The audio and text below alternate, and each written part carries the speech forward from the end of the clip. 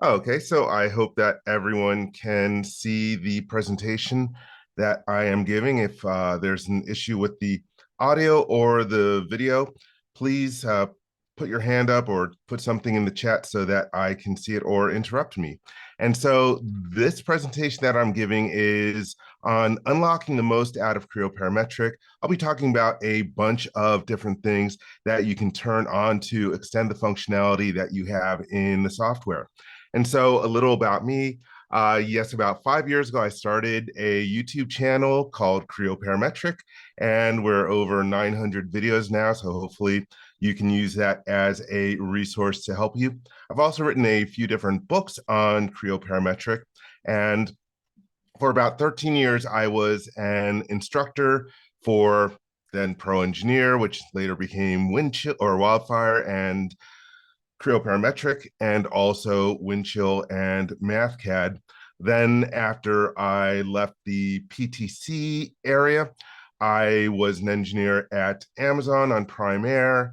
Then I went to Blue Origin, and most recently, up until 2 days ago, I was the configuration manager for a Silicon Valley startup called Elroy Air. About a third of us were laid off 2 days ago. So this is very interesting timing for delivering this.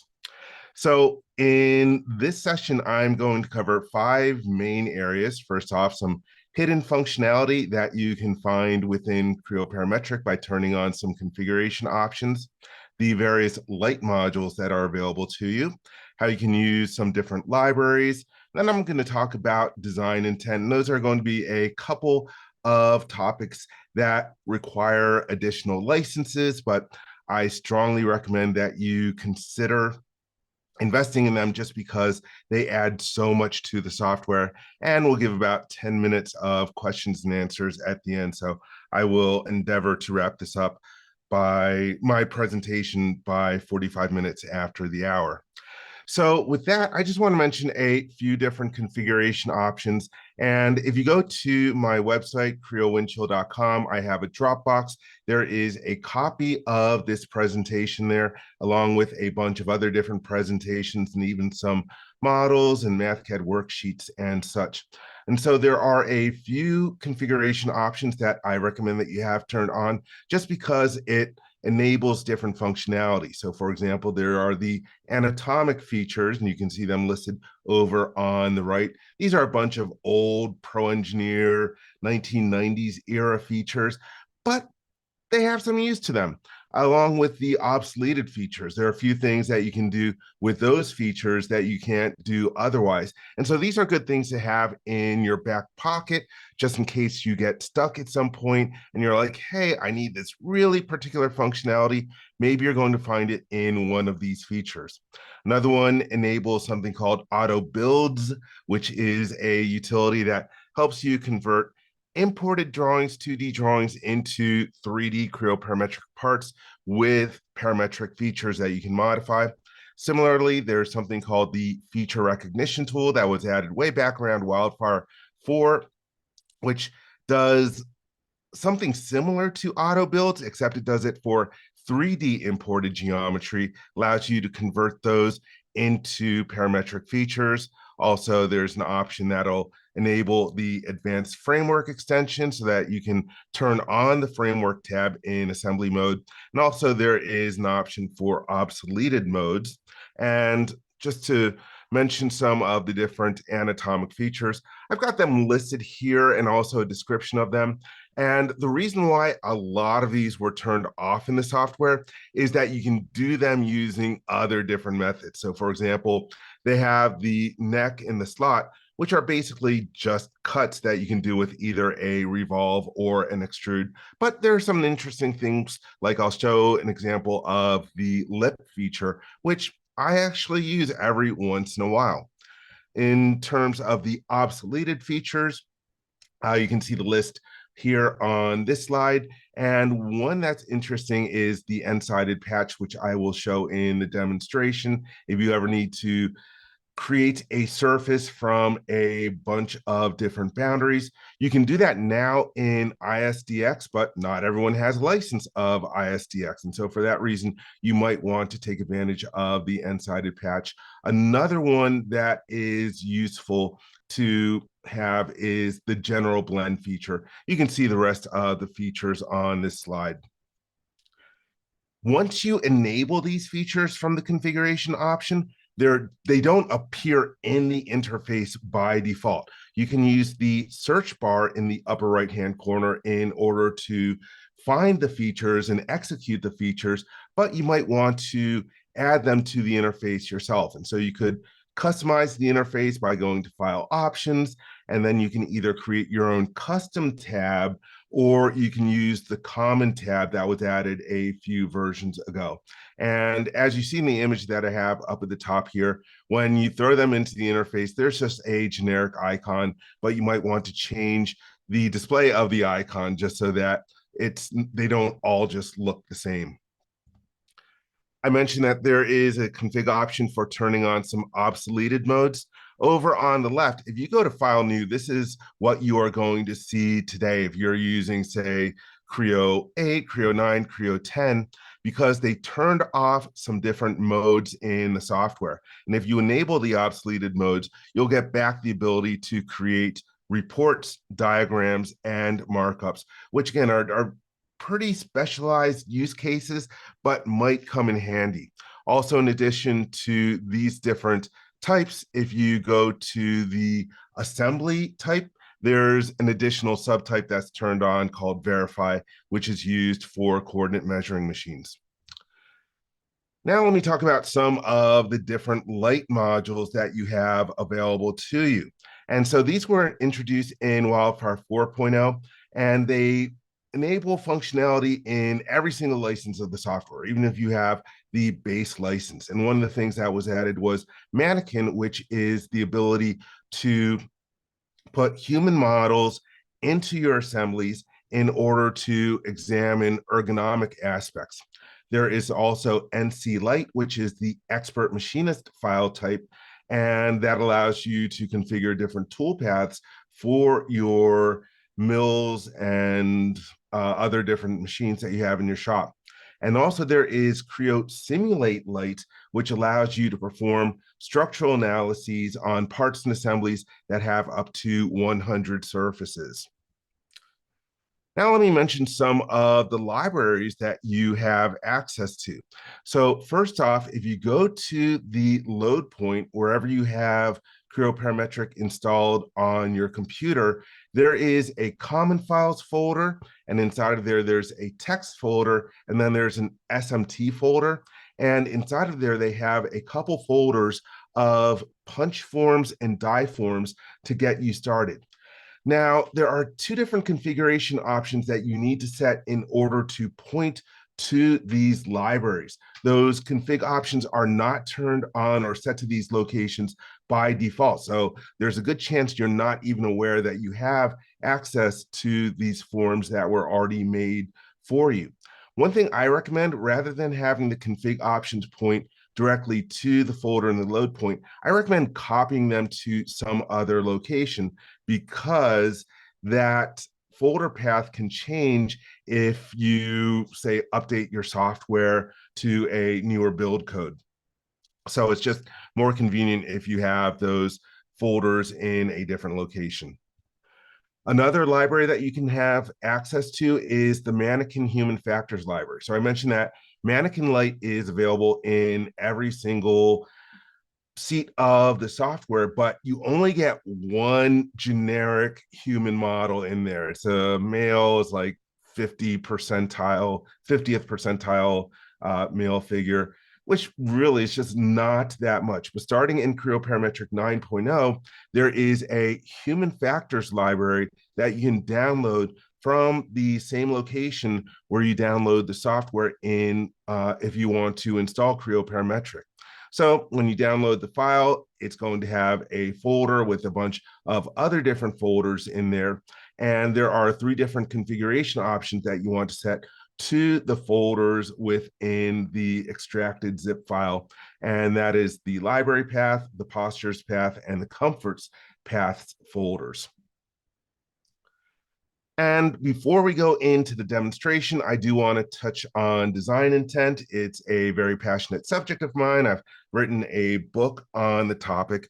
And in case you're not familiar with what design intent is, over on the right, we have an image of the life cycle of a product, and it goes through various different phases. And as you go through those different life cycle phases, occasionally you need to make changes, but it's a lot less expensive to make changes at the beginning of the life cycle rather than at the end. And so with design intent, it recognizes that the initial design phase is only a small portion of the life cycle of a product. You're actually going to spend the majority of your time making changes to your models and updating them. If your requirements change, if you have different design reviews, if you have your change management processes going on, and also you get feedback from the customers or the field. So what we want to do is that we want to build additional information and intelligence into our models so that when we need to make a change to one thing, it's going to propagate the changes to related objects in ways that we plan for and ways that we expect. And that should be your guiding philosophy when you are approaching modeling your parts and assemblies in Creo Parametric. And there are two great ways of building design intent into your models. And one of them is with the behavioral modeling extension. This is my personal favorite module in Creo Parametric. And Creo Parametric is a feature-based parametric modeler. In other words, the way that you create your parts is by starting off with one feature and progressively adding more features to it. And our models are parametric, meaning that our features are driven by different dimensions and parent-child relationships and different options that we select. And so BMX is the ultimate in building parametric features into your models. And there are two main areas to BMX. There are a few other different areas, but the two primary areas are the ability to create what are called datum analysis features. And this is when you perform some kind of measurement in the model, or maybe you are creating different relations. You can make them as a feature in the model.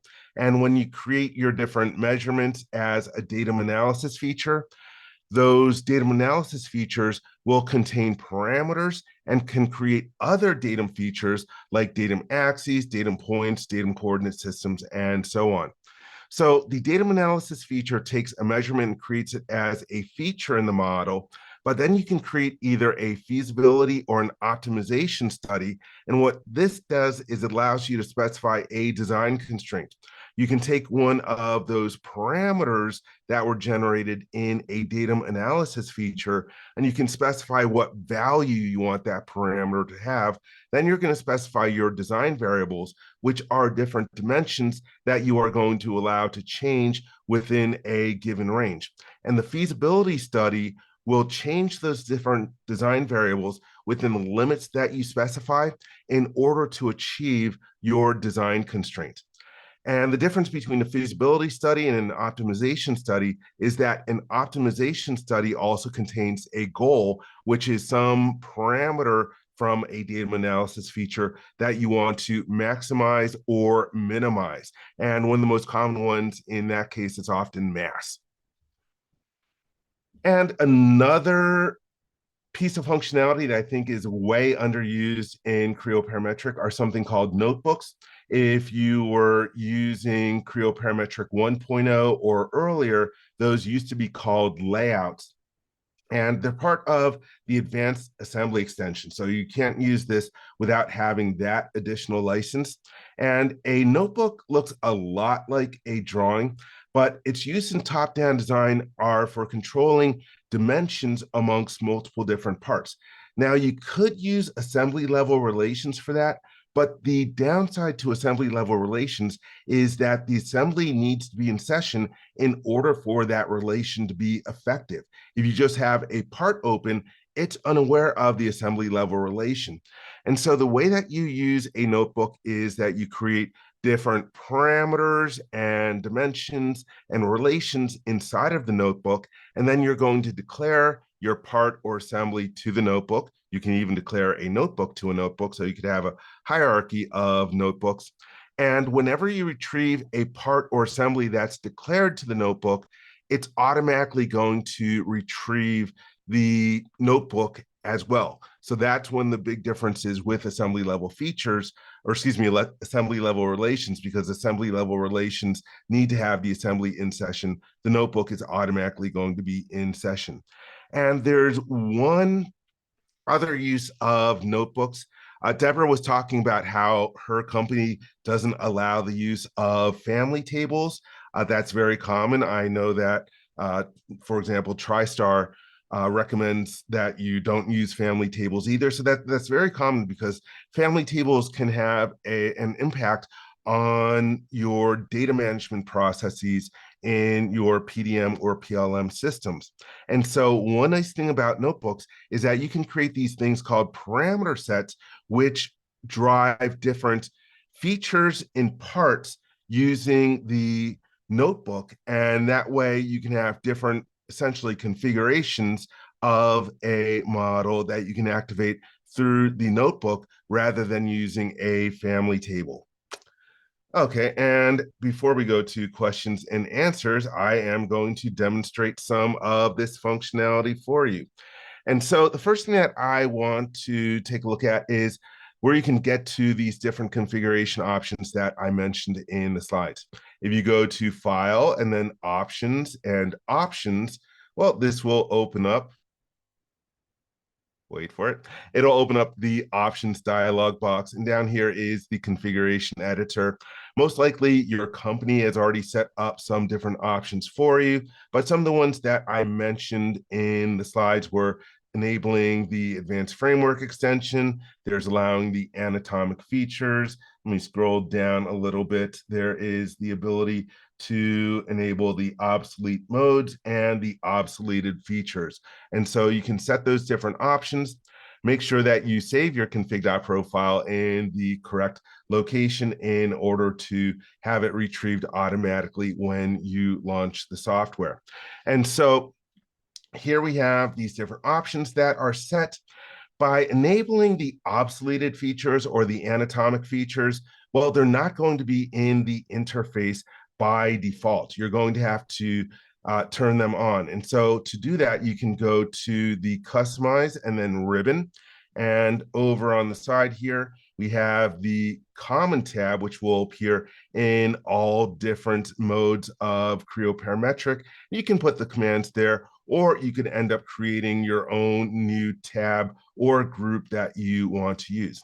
And let me expand here where I have the anatomic features and the obsoleted features. Once you add the tab, you can also add your different groups of commands. So for example, if you take a look in the upper left-hand corner of the interface, here we have the data group with the new, open, open last, session, and so on, different commands in there. Where it says data here, that's an example of one of these different groups.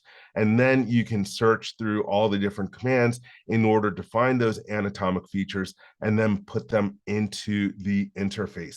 And as you see here, it's just using a default little green symbol. If you want to change the icon that is being used for this, you can go to the modify drop-down list, and you could copy a button image. You could also choose a file that you have, or there's this option, choose from existing. And when you click on that, you get this huge dialog box. And one second, let me try to see if I can get the interface for the zoom out of the way. Let's say I want to use this icon while I click on it. Since it sort of looks like a stepped level there, I think it's kind of appropriate for what the lip feature does. And you can do that for all of these various different features. And when you make changes in here, these changes are automatically stored in your Creo Parametric UI customization file. So that's how you can turn on a few of these different things. Let me hit the OK button out of the options dialog box. And I had that option turned on that enabled the obsoleted features. And so that way, when I go to the File New button, if I change to Assembly, it makes this Verify subtype available. And it also makes the report, diagram, and markup options available in here as well. So those are those obsoleted modes that they took out around Creo 6.0 or so. Okay, let me cancel out of here. Now let me show you some of the different other things that I touched on in these slides. First off, let's take a look at feature recognition. So I'm going to open up a model. Let me hit the open button. I'm going to change my type to all files so I can grab a step file, and I'll choose the import button. This opens up the import new dialog box, and I'm going to bring this in as a part. I have a profile that I have set up for reading in step files, and I don't need a log file. I'm going to turn that option off. Now I will click the OK button. And so it's bringing in the geometry, and you can see it in here. Let me turn off my spin center. I'll rotate the model, and yeah, there's some geometry in here.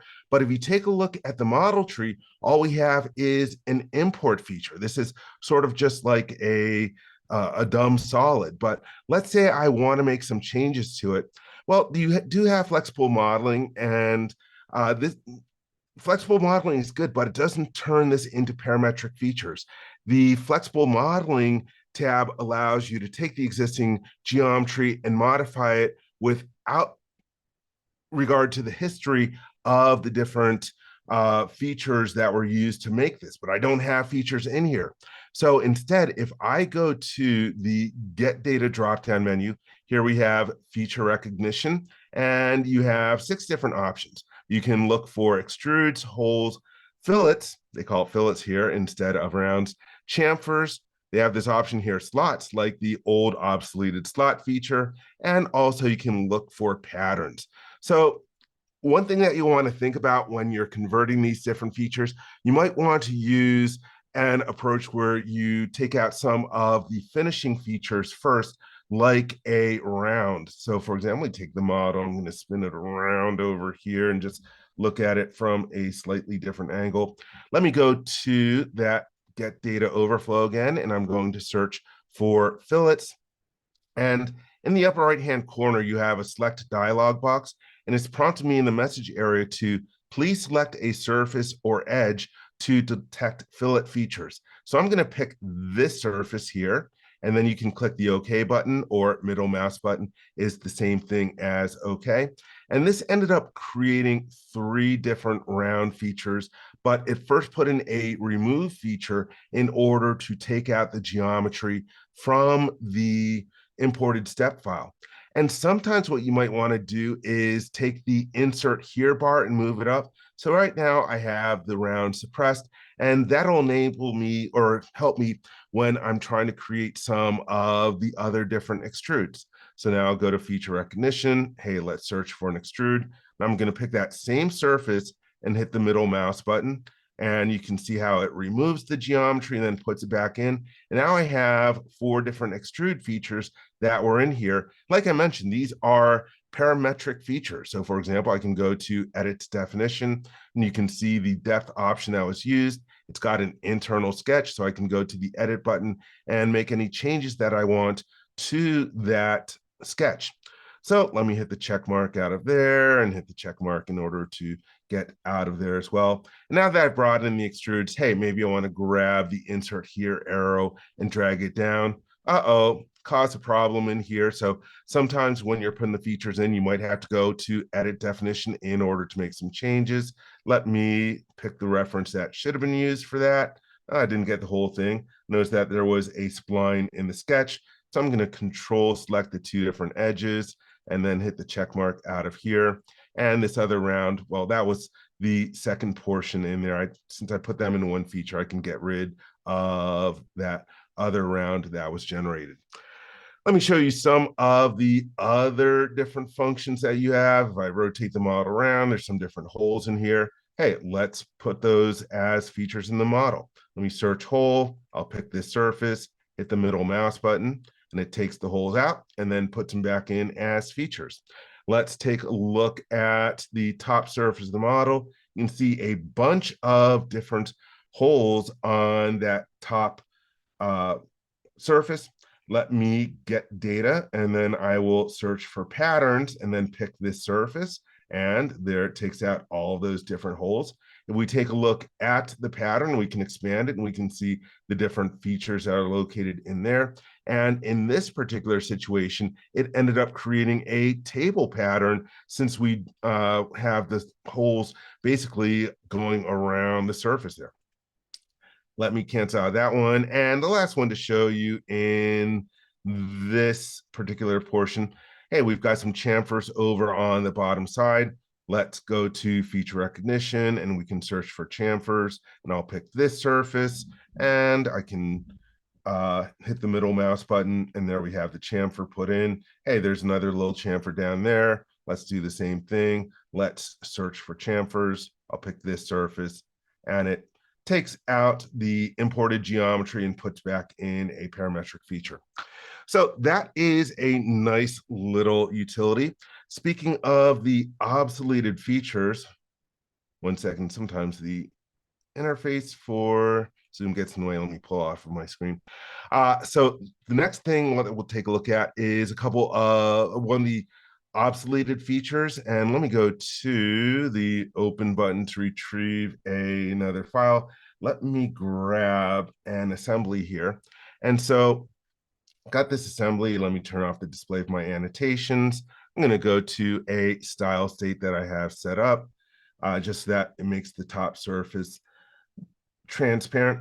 And so I've got these two different components that form this case. And in order to make them sort of lock with each other better, I want to add in a lip feature to this.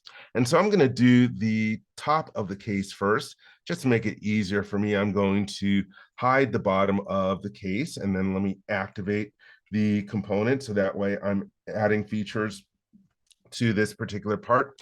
And since I enabled those different features and added them to the interface, hey, here's where I've got the lip feature available to me. So I will click on it, and here we have the option for how we want to select our different edges. You can pick them one by one, but here we have a chain option. In other words, if I pick one edge, it'll automatically grab all the tangent edges.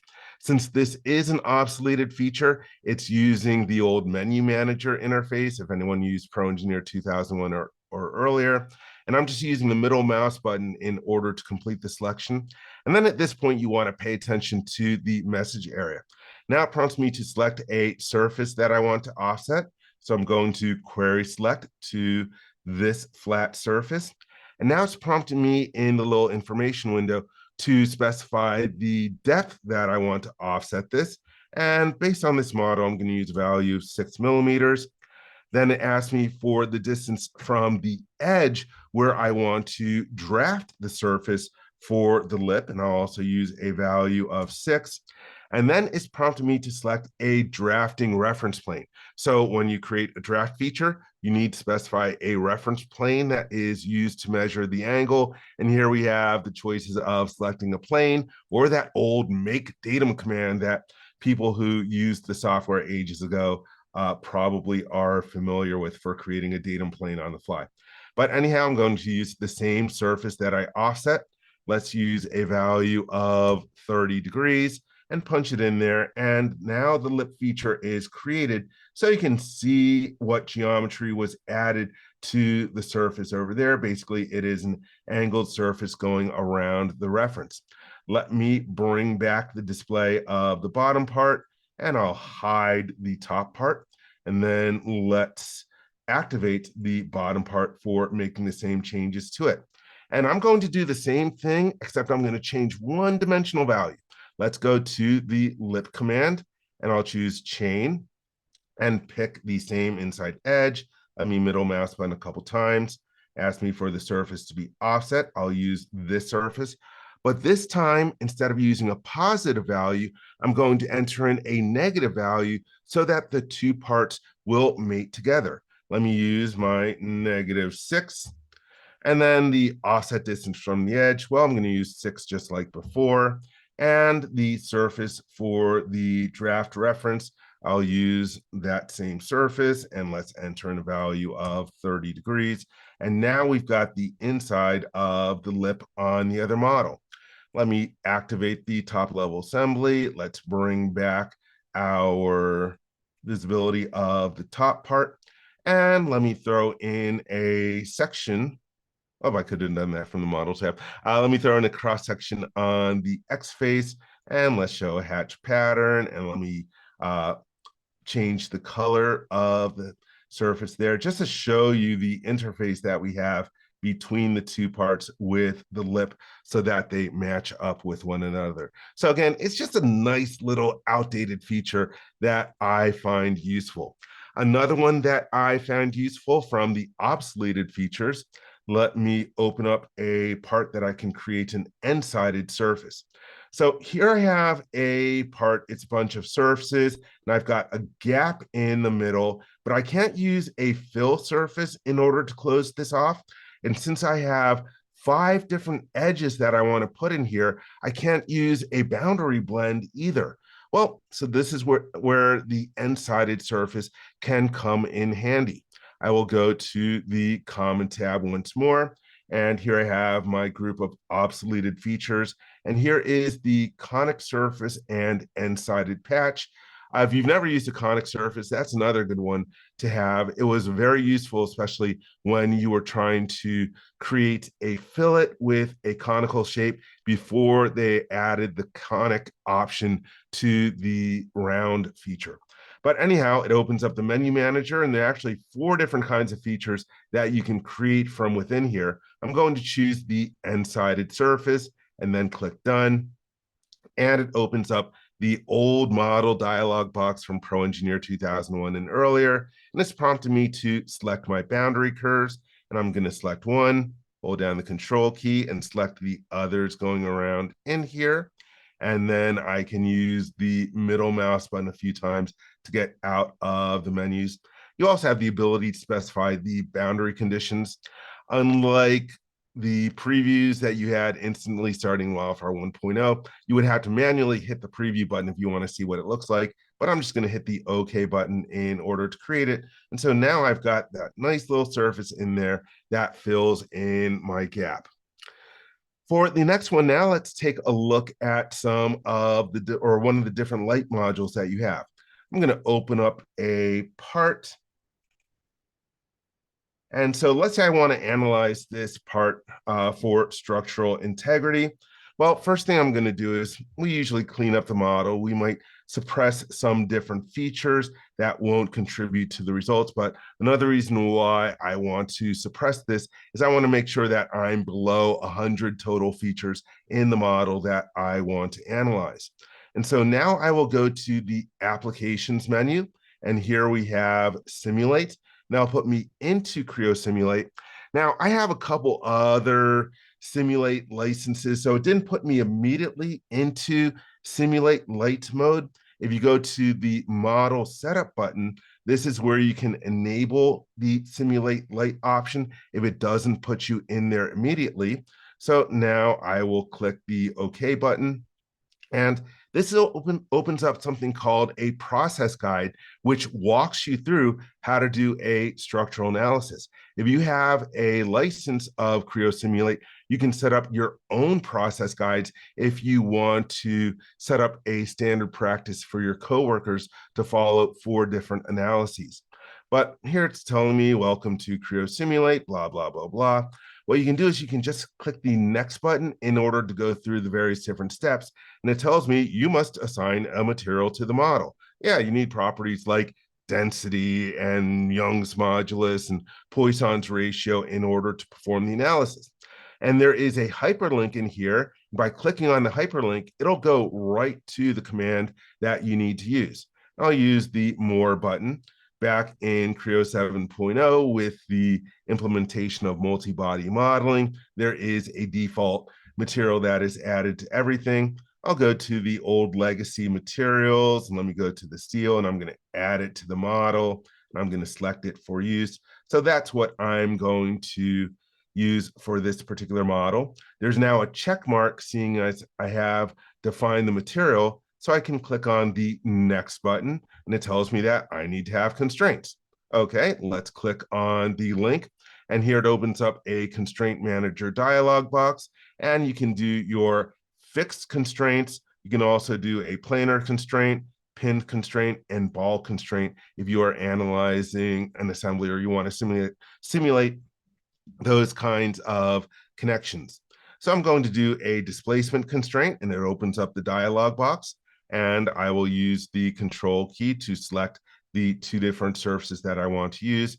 And I'm going to fix them in the translations. Since this is 3D geometry, you can leave the rotations free because 3D geometry, 3D elements don't have the rotational degrees of freedom anyway. So I will click the OK button and then click close out of the constraints manager. Now the constraints are done. Let's go to the next button, or you can just click on the link in the process guide. Hey, you need to apply loads to the model. So I will click on that. We don't have any different loads in here.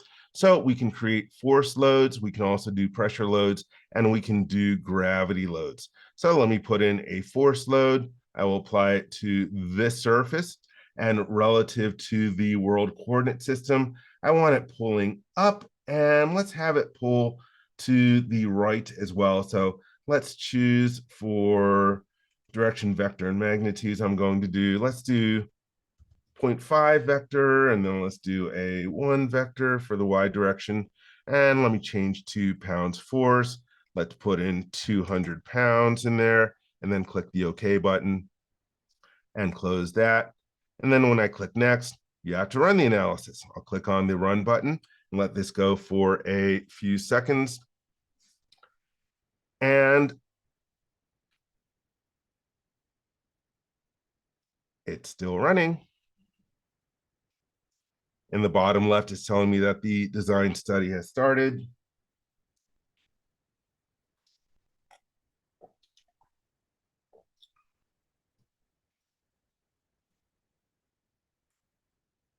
And by the way, I started off my career doing structural analysis at Lockheed Martin, and we used to have to run our analyses on a server, submit them to there. And the fact that this analyzes this essentially in real time is just amazing. Here it took about 36 seconds in order to run.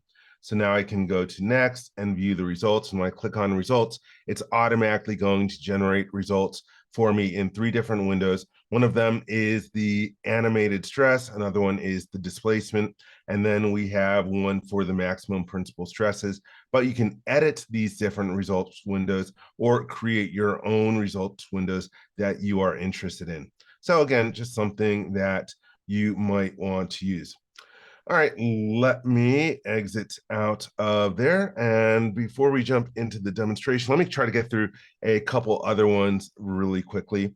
I mentioned that you could also add in your own sheet metal libraries that are provided. So let me open up a part that I want to put some different forms in. And so, for example, I want a form on this surface here. Well, since I have my config options set to those different libraries provided by PTC, if I go to the forms dropdown, I can create a punch form, and then I'll click on the open icon, and let me go to my punch form library. And so here we have the different options that are available. Let me grab this flat louver, and then I can select the surface that I want to place it on. Oh, let me try to change that. Let me go to the placement tab. Let me try the back surface. Yeah, that looks better. And then I can define the references that I'm going to dimension this to, and I'll pick this surface here. And let me hold down the control key and grab that surface. Then we can plug in the values that we want to use.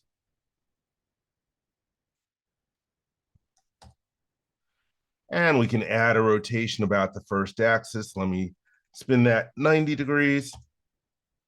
Let me try 270. There we go. That's the way that I want it.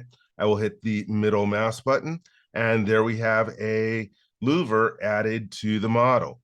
And for the sake of time, I won't show you the same thing for the die form, but if I go to die form and then hit the open button, I have the ability to go to the die form library that I have set up with a bunch of different options. Let me cancel out of there. Now I'm going to show you the mannequin libraries that you can use. Let me open up an assembly model. Okay, so I want to see how some different people would fit into this car. I'm going to turn on my datum plane visibility. I threw in a couple datum planes that will allow me to place the mannequin. So I'll go to the mannequin tab. And when I choose insert mannequin, because I downloaded the human factors library, unzipped the file and pointed to it, I have access to all these different mannequins. So for example, here we have a couple kids, a 10-year-old and a 5-year-old, based on US measurements. You can see that we have mannequins from China, Italy, Japan, Korea, US, Netherlands, and then we have some of the female versions of those as well. And so let me scroll back up and let's use, say, the 5-year-old kid. I'll choose that and then click on the open button. And now it is retrieving. One big change about mannequins that happened in the past few versions is that mannequins used to be an assembly file. Now they're still assemblies, but they're embedded components. And there you can see a preview. I'm going to change the child from standing to sitting. And then for placing it, I'm going to place it on this datum plane. I'll just click on it. Uh-oh, guy's upside down. Let me turn off my plane display for a second. And we can hit the flip button from over here. And then when I click on the OK button, the mannequin is placed in the model. There's the new mannequin tree that was added a few different versions ago. When I click on the mannequin, I can grab that child and then drag and just roughly position the child where they would be on that particular seat. That's good for the first one. So I'll left click on the background. And let's add in a different mannequin. I'll go to insert mannequin and I'll scroll down to the women. And let's say I want to grab, hey, we have this 95th percentile Netherlands. Why the Netherlands? Well, that's one of the countries that actually did a survey on their population and compiled the results and made them available. So I will click on the open button for that one. And right now it is retrieving it into the assembly. And once again, once I see the preview, or let me turn on the datum plane visibility once it is retrieved.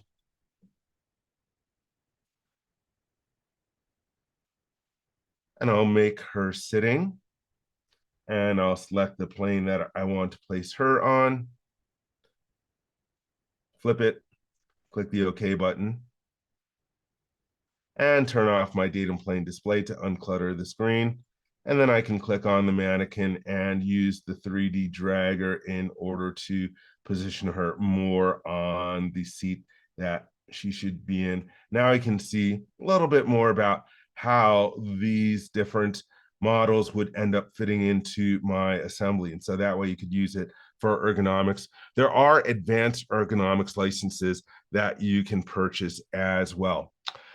All right, there are a couple things that I didn't get to, for example, showing BMX or the notebooks, but I do want to open this up to questions that people have in our last, looks like we have about 9 minutes left.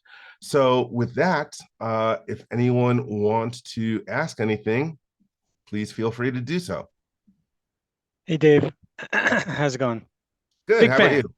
fan. No, thanks. Um, I'm assuming PTC will not support the older modules or features if there are bugs found, correct? Uh, I don't know the answer to that. You can always try filing a ticket. I would say that for those older different modules, yeah, don't expect Paul Sagar or any of the others to say, yeah, let's put that in for a Creo 11 fix.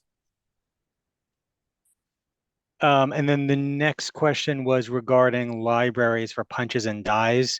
I believe that could get sticky with Windchill, correct? Where you are pulling a punch or die that might already be in Windchill, and you're pulling it from a local location. You would need to, I guess, point to a Windchill location and for the config instead. That's correct. Yes, if you're using Windchill, it's good to put those in a library in Windchill and then have the config option point to that location. That's something that's great for an administrator to do. Did I answer your questions? Yes, thank you. Okay, yeah. Also, actually, let me go back to my slides for a second. I just want to show people that if you do have questions following this, I do have my email address on here.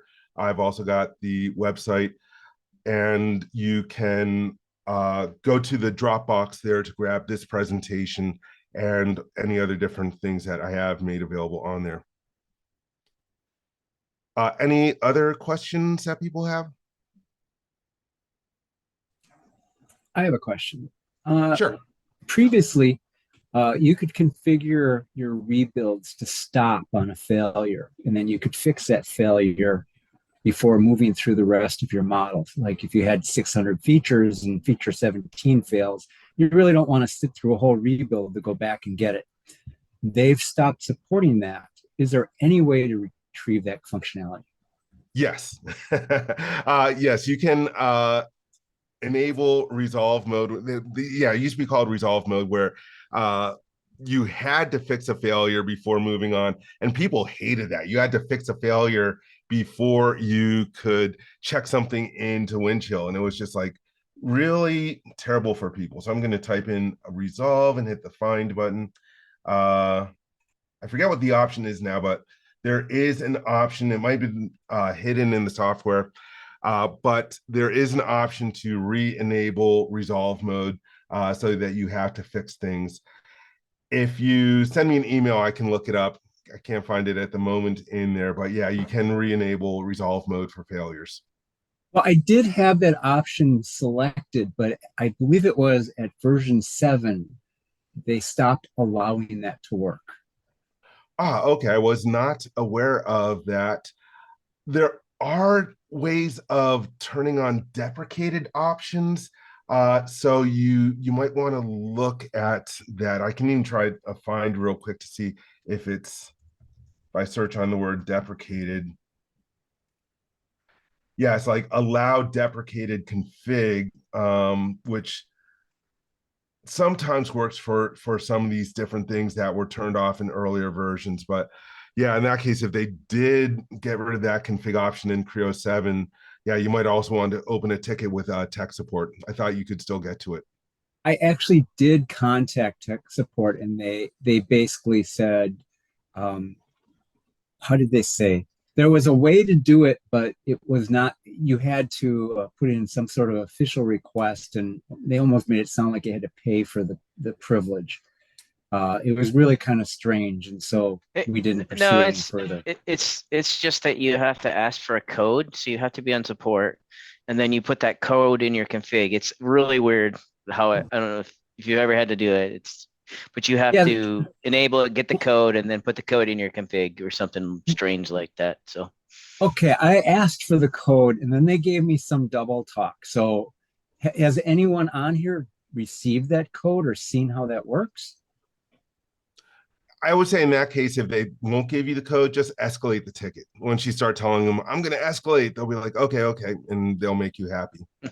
Well, we'll see what happens. I'll look into that. Thank you very much. Yeah. Very often, like Excellent 15 presentation. seconds into a call, I'm like, I'm going to escalate. Help me. Okay. Any other questions?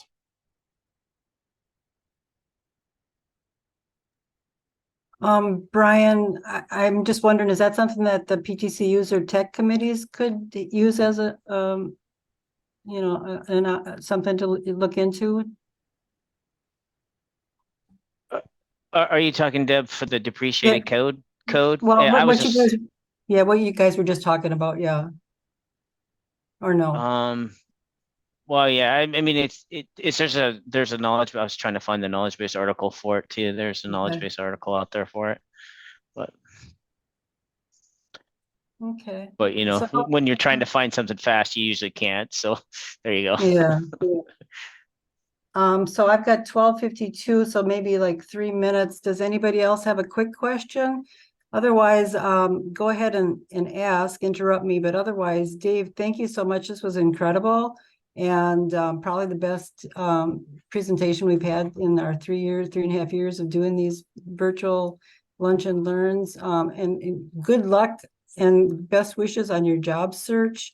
And I'm just, another thing I thought of, are you speaking at the PTC User January event in Orlando? I had not planned on it. Okay, because we'd love to have you. If you know, right now we've got a thing looking for presentations. We're starting to get that wrapped up, but if that's an option at all, we'd love to have you speak. All right, I'll think about it. Okay. And Anybody? I did put Go two ahead. articles in the chat that I think are related. The one is on the no resolve mode itself, and then the other one is how to request that code, I believe. Thanks, Yes, Brian. thank you. I see those. I'll be looking into that. Yeah, Dave, that's do you helpful. have Thanks, Brian. do you have Go ahead. experience with the Creo ECAT and MCAD collaboration, like the IDX, the newer standard, not the IDF, the older one? Yes, but that was years ago. It's probably been about 8 years since I've touched the IDX stuff. Okay. Yeah, I mean, we're still trying to work out logistics for the IDF before we can even get to the IDX. And I think that there is definitely interest on flushing out some of the smaller details. I'm trying to remember your YouTube videos that you had on the topic, but I think they were like basic levels and not like some of the more, and it could be also specific to the ECAD tool that we're using. Even though it's quote unquote a standard, it seems like different companies are interpreting it in different ways. So for instance, like holes on how hole moves, our ECAD tool uses a hole as a part. So we were thinking, well, do we now need to create a part on top of a hole, and how to manage this collaboration like that, where we have to create, let's say, a family table of sketches that represent holes, and then we have to make sure the engineers place it on top of it just like extra effort that doesn't seem to be necessary except to follow the standard and make collaboration working well. I'm not sure if this rings a bell or not. Well, the big thing is I have not had a license for the ECAD MCAD collaboration, which is one of the reasons that I've not been able to touch the software in years. And yeah, it was so long ago, I can't remember. Okay. Yeah, even this is what we're struggling with, even with the EMN files as well. Just managing holes and hole locations, hole updates.